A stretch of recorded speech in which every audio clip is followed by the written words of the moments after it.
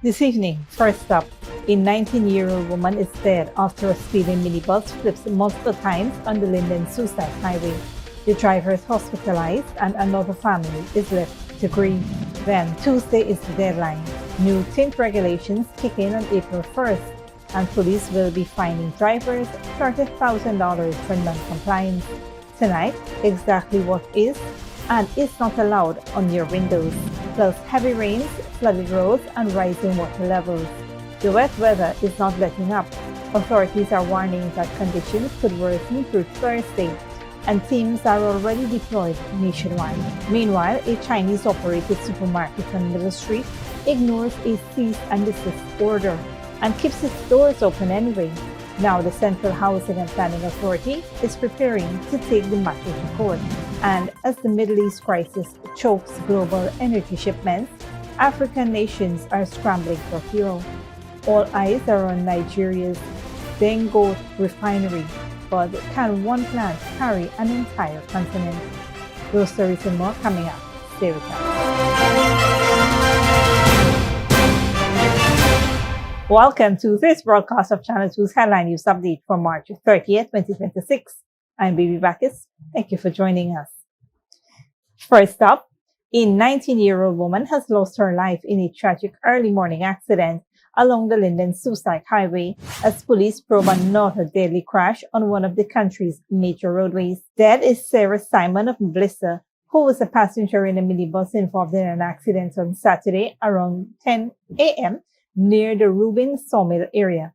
Preliminary investigations by the Ghana Police Force indicate that the minibus, driven by a 22-year-old man of Blissa, was traveling south at a reportedly high speed when the driver lost control while negotiating a left bend. The vehicle subsequently turned turtle several times before coming to rest on the eastern parapet. Both occupants were pulled from the wreckage in an unconscious state by public-spirited citizens and rushed to the Linden Hospital complex. Simon was pronounced dead on arrival, while the driver remains hospitalized. Her body has since been taken to the Linden Senior Citizen Association Funeral Home, where it awaits a post-mortem examination. The vehicle involved has been impounded for inspection. Investigations are ongoing. The tragic accident underscores the deadly consequences of speeding, as motorists are urged to exercise caution, adhere to speed limits, and prioritize road safety to prevent further loss of life on the nation's roadways. In other news, in 2 days, Ghana's new vehicular tint regulations will come into full effect, with authorities warning that non-compliant motorists will face fines and enforcement beginning on April 1st. The new rules, introduced by the Ministry of Home Affairs under the Motor Vehicles and Road Traffic Regulations 2025 Act, establish clear standards for tinted windows while allowing drivers to legally use tint without requiring exemptions in most cases. Under the updated guidelines, front side windows must allow at least 25% visible light transmission, while rear side windows and rear windshields must allow at least 20%. No tint is permitted on the front windscreens except for a visor not exceeding 6 inches from the top. Reflective or mirror tints are also prohibited. The government said the changes were necessary to address widespread non-compliance under the previous system, in which most vehicles exceeded legal tint limits. The new framework also introduces the use of tint meters to ensure consistent and transparent enforcement. Certain categories, including government officials, security personnel, diplomatic missions, and individuals with certified medical conditions, may still be eligible for exemptions through a formal application process. A 3-month amnesty period, which allowed motorists to test and adjust their tint without penalty voluntarily, is set to end as full enforcement begins. Offenders will face fines of $30,000 for breaches of the regulations. Authorities say the new measures aim to balance public safety with modern realities as Ghana moves towards stricter, more enforceable road traffic laws. The Ministry of Home Affairs and the Ghana Police Force have launched an online tint waiver application system. This digital platform allows individuals, companies, and organizations to apply for tint exemptions under the Motor Vehicles and Road Traffic Regulations 2026. Moving on, Ghana is bracing for continued moderate to heavy rainfall throughout Thursday, with authorities warning of an increased risk of flooding, particularly in low-lying and vulnerable communities. In a statement, the Hydrometeorological Service of Guyana said persistent rainfall driven by moist easterly winds and instability is expected to affect the country through March 31st. Forecasts indicate widespread showers and thunderstorms, with rainfall ranging from 20 to 50 millimeters inland and southern regions and 10 to 30 millimeters elsewhere. The wet conditions are expected to bring saturated soils, rising water level, reduced visibility, and occasional strong winds. The Civil Defense Commission has also issued a warning, noting that ongoing rainfalls could lead to localized flooding, hazardous road conditions, and disruptions to daily activities. Residents in flood-prone and poorly drained areas are being urged to take precautionary measures. Government teams, including engineers and technical personnel, have been deployed nationwide to monitor drainage systems and ensure pumps, canals, and sluices remain operational as part of efforts to reduce flood impacts. Authorities are advising citizens to avoid flooded areas, exercise caution when traveling, secure important belongings, and keep drainage channels clear while continuing to monitor official updates as conditions evolve. Incidents of flooding or rising water levels can be reported to the National Emergency Monitoring System via the numbers on the screen. Stick around when we return. Ghana gears up for Grand Diamond Jubilee celebrations, and teen fatally stabbed outside Robb Street nightclub, suspect in custody.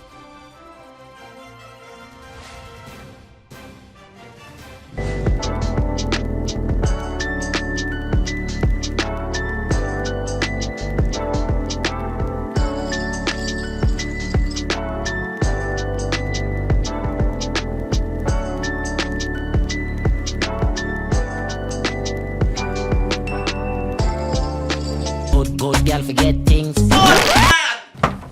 What's the problem, Granny? I want money for borrow for do a surgery. I was dancing and I fall and fracture my hip. If you need some quick money, you should check Lender's Jewelry and Pawn Shop. Lender's Jewelry and Pawn Shop, lot 238 South Road Border, Georgetown. Get jewelry made to order in just 72 hours. We also accept vehicles. Lender's, best rates, longest payback period. Boys, I get through. Plus, I could dance again. Lender's Jewelry and Pawn Shop.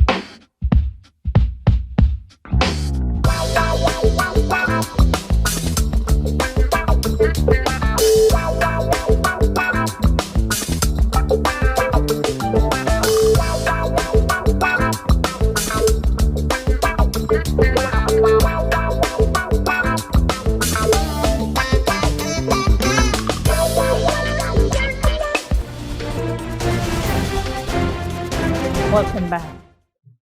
An illegal Chinese-operated supermarket in the heart of Georgetown is facing imminent legal action after defying a cease-and-desist order issued by authorities.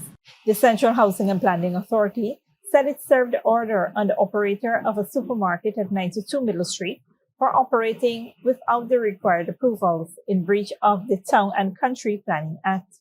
Enforcement officers first visited the establishment on Friday, where it continued to operate, and instructed that operations cease immediately.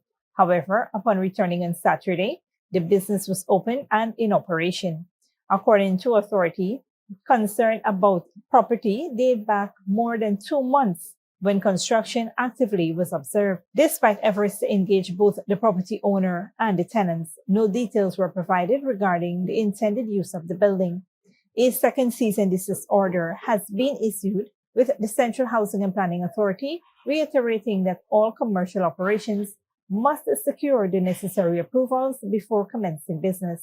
The agency has warned that further legal action will be taken if the operator fails to comply, as it continues to monitor the situation closely. Moving on, a 16-year-old boy has been killed in a brutal early morning stabbing along Robb Street, Georgetown, with the police already detaining a suspect as investigations intensify. Dead is Andal Martin of Parfait Harmony, West Bank Demerara, whose body was discovered during the early hours of this morning in the vicinity of Red Dragon nightclub between Camp and Alexander Streets. During the report, ranks from the crime laboratory responded to the scene where the teen was found lying motionless on the roadway. A preliminary examination revealed a single stab wound to the lower left side of his chest. Investigators recovered several items believed to be linked to the incident, including a cutlass and a footwear. Martin was reportedly carrying a haversack with personal belongings at the time of the incident. A cell phone and a small sum of cash were also found on his person. His body has since been transported to the Memorial Gardens mortuary as the probe continues. Police have confirmed that a suspect has been arrested on the west bank of Demerara and remains in custody as investigations proceed to determine the circumstances surrounding the killing. Headline News will bring further details as they become available. In other news, plans are ramping up for Ghana's 60th independence anniversary, with government officials promising a vibrant and wide-reaching celebration aimed at uniting citizens at home and abroad. Minister of Tourism, Industry and Commerce, Susan Rodriguez, on Saturday, met with Stephen Jacobs, Minister within the Ministry of Culture, Youth and Sports, to discuss preparations for the milestone event at the Railway Courtyard. Dubbed the Homecoming, Ghana's Diamond Jubilee, the celebrations are set to begin in May and will feature a packed calendar of activities, including cultural and heritage showcases, religious observance, Ghana's carnival, and the traditional flag raising ceremony. The initiative is expected to deliver both cultural and economic benefits, with a strong focus on reconnecting the diaspora, boosting tourism, and creating opportunities for local artists, performers, and businesses. Officials said the expanding program will also promote Ghana's diverse heritage while encouraging youth participation and national pride as the country marks 6 decades of independence. The government is urging all Guyanese to take part in what is being positioned as a historic homecoming celebration, highlighting unity and a shared vision for the nation's future. Don't go away after the break. Iran missile strike hits Israeli chemical plants, and Iran conflict impacting Indian workers, war causing cooking gas shortages, joblessness.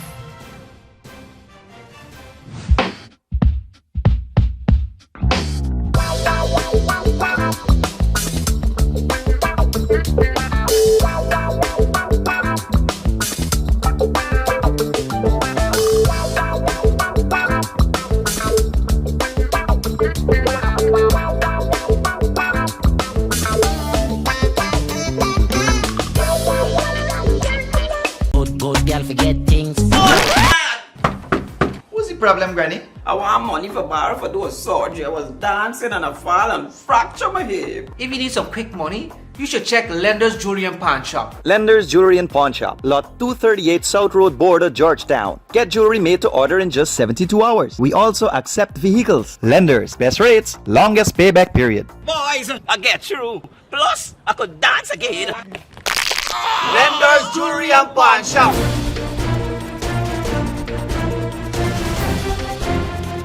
Welcome back. Now we take a look at what's happening in the region and around the world. Good evening, I'm Dominic Gittins. Tonight, Haiti approves hundreds of political groups for long-delayed elections despite ongoing insecurity. An Iranian missile strike sparks panic in southern Israel. The war disrupts jobs in India's textile sector, and African nations face a growing fuel supply crisis. We begin in Haiti. Haiti's Provisional Electoral Council has approved 282 political parties and coalitions to participate in upcoming elections, signaling progress in a long-delayed process. The move comes despite ongoing insecurity, with armed groups controlling parts of the country and over 1.4 million people displaced. Officials say voter registration will begin in April, but concerns remain over funding and security, raising doubts about whether free and credible elections can be successfully held this year. Panic spread across southern Israel after an Iranian missile struck a chemical facility in the Niyat Hovav industrial zone near Beersheba. Al Jazeera's Noor Odeh reports. These thick plumes of smoke caused panic in southern Israel. An Iranian missile hit a chemical factory in the Niyot Hovav industrial zone near Beersheba, sparking fears of a leak of hazardous material. As firefighters battled the raging fire, residents were told to seal their windows and shelter indoors. The main highway to Beersheba was closed. The Niyot Hovav industrial zone has 19 chemical and pharmaceutical factories. It's also home to Israel's main hazardous waste disposal facility. Iran's Revolutionary Guard has said it will retaliate to Israel's strikes of Iranian factories and strategic assets by targeting Israeli locations of equivalent value. A threat that may explain why Beersheba, Dimona, and the Negev at large have been the focus of many Iranian strikes. Hours after the chemical plant strike, Israeli environmental authorities declare there is no leak of hazardous material. Threat averted for now. But the missiles keep coming, striking several locations in Beersheba again and injuring 13. With Israel vowing to decimate Iran's industrial capabilities, many fear dangerous incidents like this are likely to repeat. Noor Aode, Al Jazeera. As the Iran war disrupts global shipping, rising costs for producers in India have led to significantly less work for migrant textile laborers, and that means less pay. Al Jazeera's Barnaby Low reports. In the Indian city of Surat, thousands of workers are waiting to get on the train. It's the same one they arrived on, in search of better paying jobs. The Iran war has affected the textile industry here, making work much harder to come by. Now they're returning home, where job opportunities are scarce, but at least they'll be able to make hot meals. Cooking gas is the biggest problem for everyone sitting here. We couldn't get any despite rations. So how are we supposed to cook our meals? We're not in a village where we can just go out and find firewood to burn. Some employers have kitchens that provide meals for workers, but only once a day.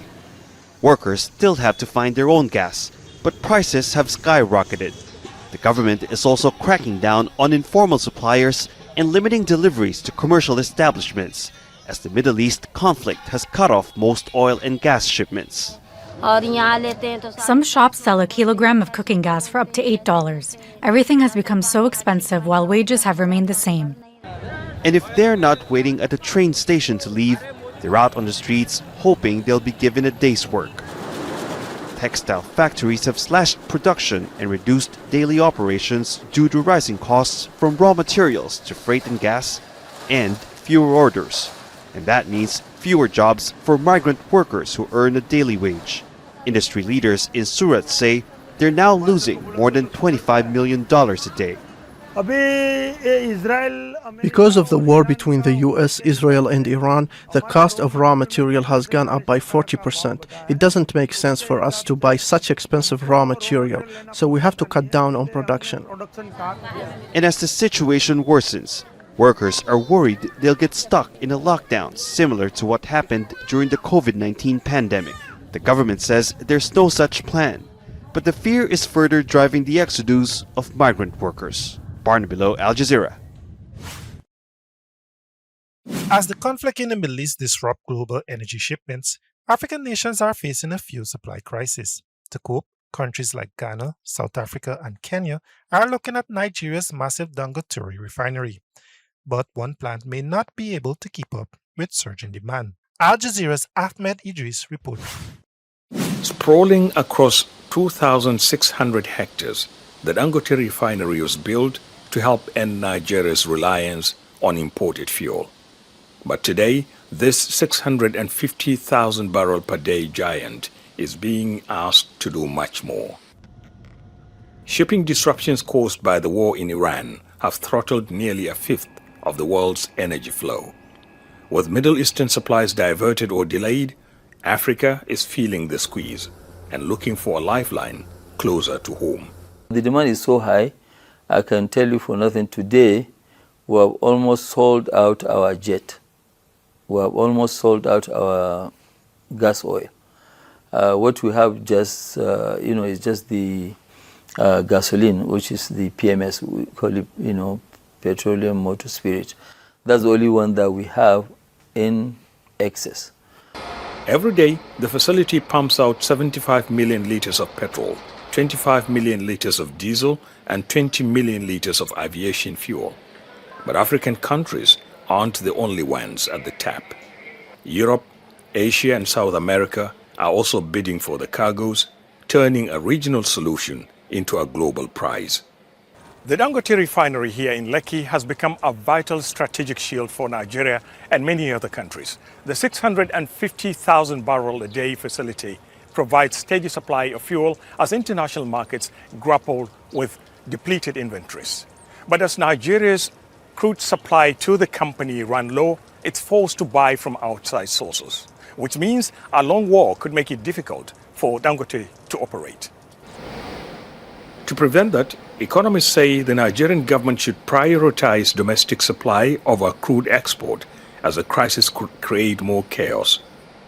One of the options that can be explored is that the federal government of Nigeria agrees to sell at a particular price crude to the Dangote refinery, with the assurance that the price of refined products does not increase. As a matter of fact, it comes down.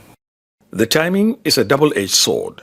While Nigeria benchmarked its 2026 budget at $69 a barrel, prices have now rocketed past $100. It should be a windfall, but there is a catch. Low domestic crude production means the refinery is often starved of the very oil sitting beneath Nigerian soil, forcing the plant to look abroad for raw materials. Still, the refinery sees opportunity in what's happening around the world today. The operator wants to double output. I can tell you that we are going to really take people for a very, very big surprise. Within 30 months, our refinery will be the largest refinery ever in the world.